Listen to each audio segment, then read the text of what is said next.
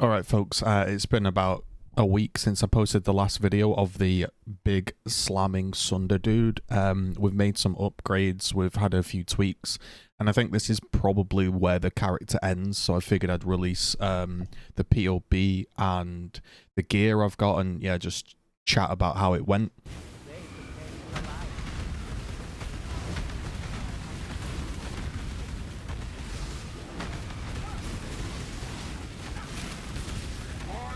Can I get a rampage going here, lad? There we go. And the red light and turn the turrets off or something, I think. I don't. Bang.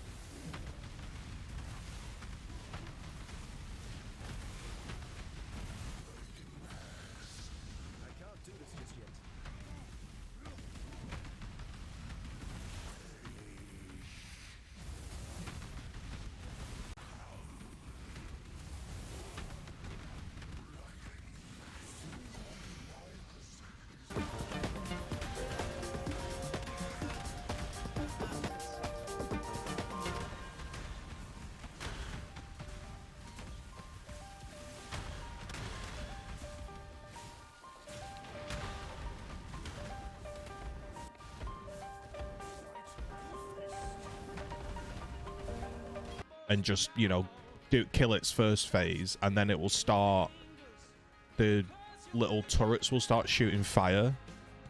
You can just then just exit PoE.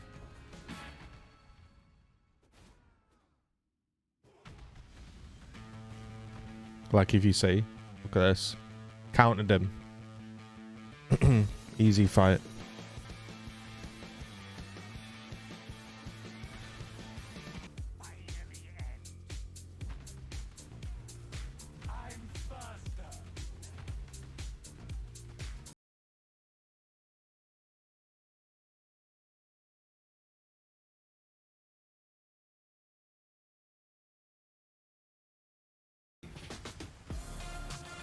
Oh yeah, we're Gucci, man.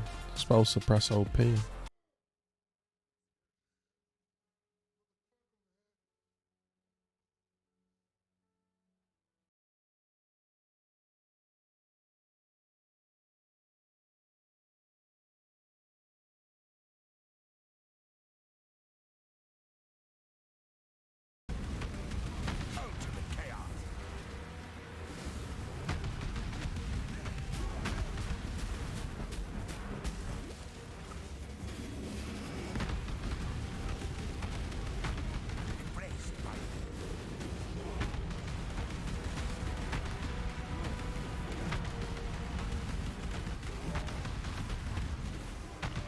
But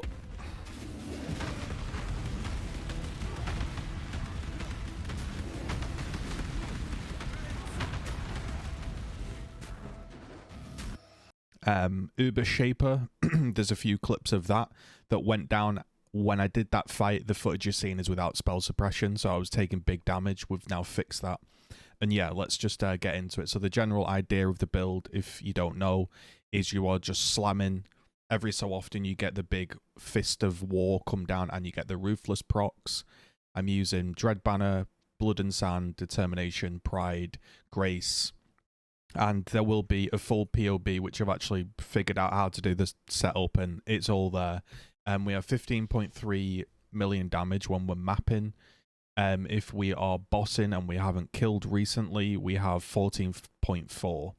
We have an effective hit pool of 112k, 137 fizz, 52k of elemental, 5k life, 95 evade. We obviously have a huge amount of armor, 100,000 armor. And yeah, it's in the description if you want to see the POB. So the general gear, obviously you can look in the POB, I won't bore you to tears. Generally it's dex, life, armor, res, and evasion. Because of perseverance, the amount of armor and evasion increases our attack damage. The general changes that we've made since the last video are going to be, we've got a big accuracy ring with life and dex. We have dex and life here, and we have made a new chest. So the chest piece has 1.5k armor and evasion, and It has the res that we need, and we've also put on less damage taken per dexterity. We could get a lot more damage if we went and enchanted on this one over here. Here's one I made earlier in Blue Peter fashion. That's a Boomer reference. Pride has 27% increased aura effect. That does give you a lot more damage, but because I'm delving and I'm doing bossing content, I just find that the damage taken is about 7%, so it's pretty nice. Makes us really tanky.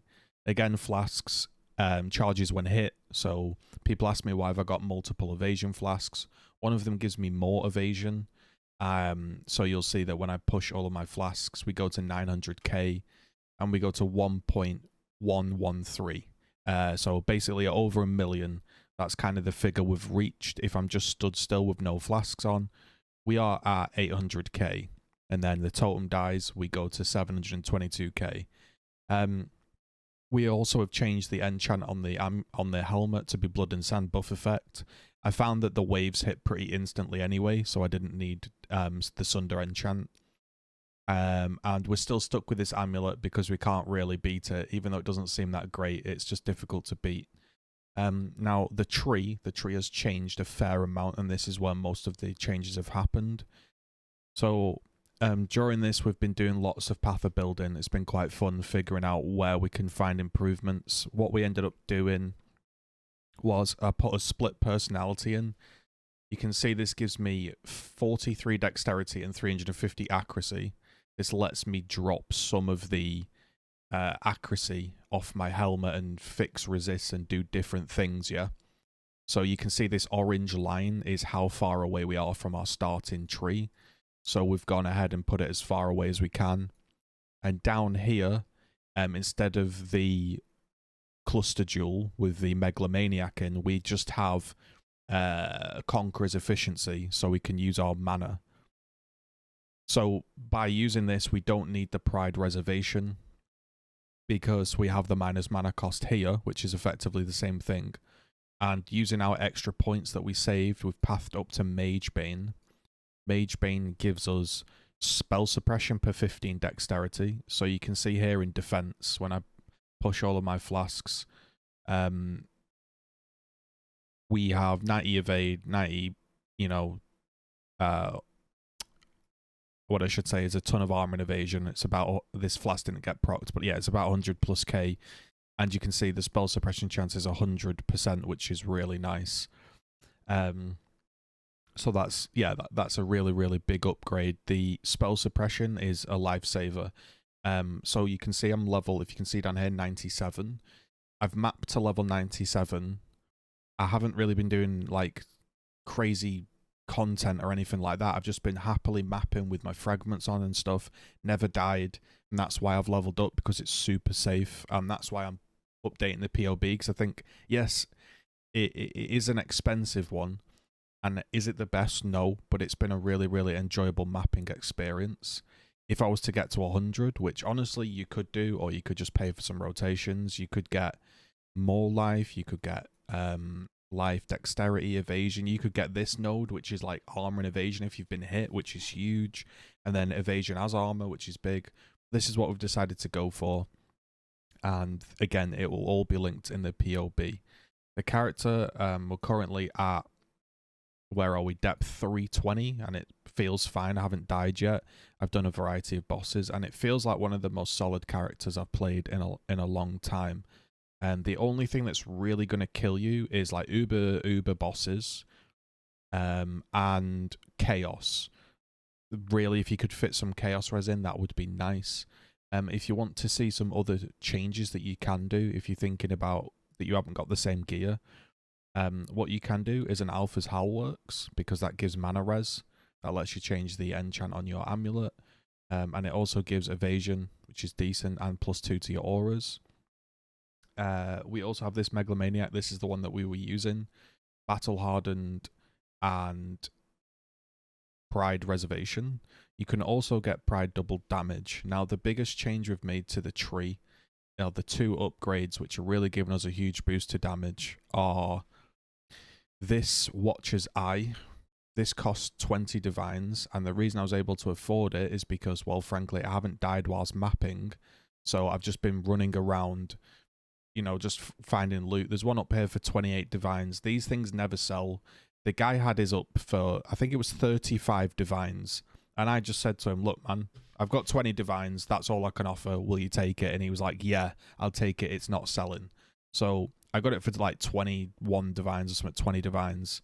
And then we decided, how can we make the build feel better for endgame bossing and just general mapping? Because the way the build works is you slam 3 times. And if you're Ruthless and your Fist of War lines up, it does huge damage. So we were like, well, how can we synergize that more? And I figured we could make this a Slayer. I've never used Forbidden Flames before. So the Forbidden Flames basically turn you into a Slayer, effectively, if you have the matching ones. Now, at the time, this was 1 divine. Yeah, this is 170C. So this cost 1 divine, and this one cost me 5 divines. Looks like it's 11 divines now, but again, I don't know if these things sell. Looks like it's gone up 100% in the last 7 days. I don't know why, but yeah, I got it for 5 divines. So I paid 6 divines for this. And when I did the maths in POB, it was about 3 million damage. And obviously quality of life of like, sometimes you'll come up to a big tanky rare, you'll slam, you'll slam again, the Ruthless and the Fist of War will proc, and it'll be on a slither of health, so you then have to do another slam. The cull helps hugely. And for 6 divines, I figured, yo, this is sick, because what we get is attack speed. When we killed something. Sorry, I'm struggling to read there. Movement speed when you've killed something, and obviously you get the cull. And it just seemed a really good way. So yeah, we lost a bit of damage from, like, we could have had a double damage Pride Megalomaniac, which is something you could do. But this is what we went for, and I just think this just feels like an amazingly solid character. Super tanky, pretty fast for what it is. It's not like a movement speed build, but it is pretty fast for how it plays. And yeah, I've just really enjoyed the character. That's kind of it for the min-max. What I then worked on was, I was like, well, I guess I just get all my gems to 21. They're pretty cheap.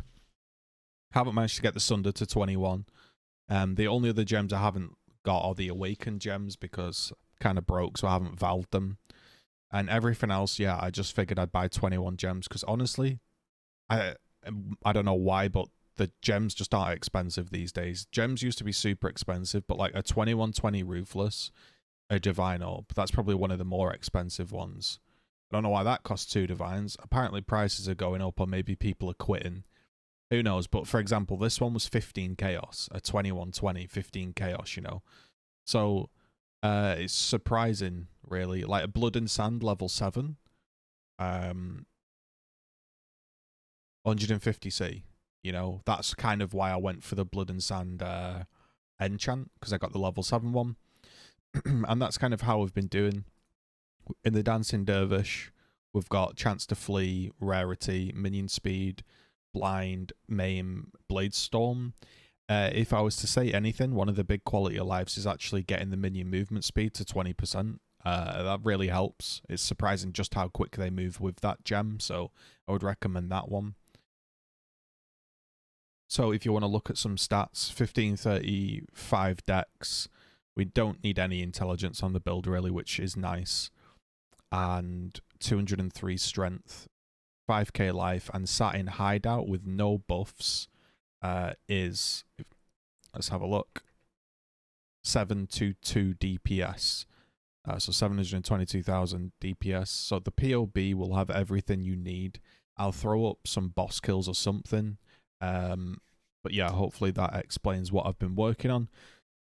One of the most well-rounded characters I've played in a while. I don't really know what the plans are for the rest of the league. I might just carry on mapping and see what happens. But it's been a slow process of upgrading, so it's not like I just went out and bought all of this gear. It's a case of, with stat stacking builds, figuring out what you can do. So, for example, with this helmet, it had an open prefix, and I was like, oh, that means I could do +1 AoE gems, so I'll put my auras in it. And then this one, where are we? This had all of the accuracy on. So I was like, okay, I don't need accuracy on the helmet, so we could do that. I got the level 7 Blood and Sand, so I was like, maybe Blood and Sand buff effect helps damage, and it does.